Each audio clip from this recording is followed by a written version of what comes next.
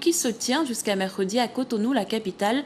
Objectif, reconstruire le dialogue entre les professionnels du secteur privé et ceux du secteur public afin de relancer l'économie nationale. Un reportage de notre envoyé spécial Nicolas Cuquel. Les acteurs des secteurs publics et privés béninois rassemblés pour relancer l'économie. Ce lundi à Cotonou, s'est ouvert une table ronde économique réunissant un panel important de chefs d'entreprise, de représentants du patronat et de responsables d'institutions. Comme l'a rappelé le chef de l'État, l'objectif de ce rendez-vous consiste à trouver de nouveaux mécanismes entre le public et le privé pour la relance économique du pays. Nous nous retrouvons donc ce jour pour échanger sur les voies et moyens pour réaliser dans notre pays une croissance véritablement inclusive, durable et respectueuse de l'environnement.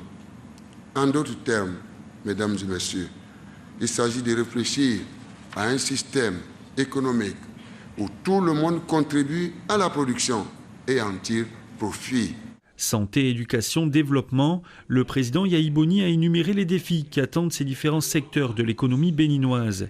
Le dialogue entre le public et le privé et la création de partenariats donnant-donnant, gagnant-gagnant sont autant de propositions pour accélérer la croissance du pays et la création de richesses. Ma volonté de mobiliser toutes les forces vives pour examiner ensemble les modalités de mise en place d'un cadre permanent de concertation entre le secteur public et le secteur privé en vue d'assainir l'environnement des affaires et de créer les conditions propices à une croissance économique forte, soutenue par un secteur privé véritablement dynamique, créateur de richesses et d'emplois.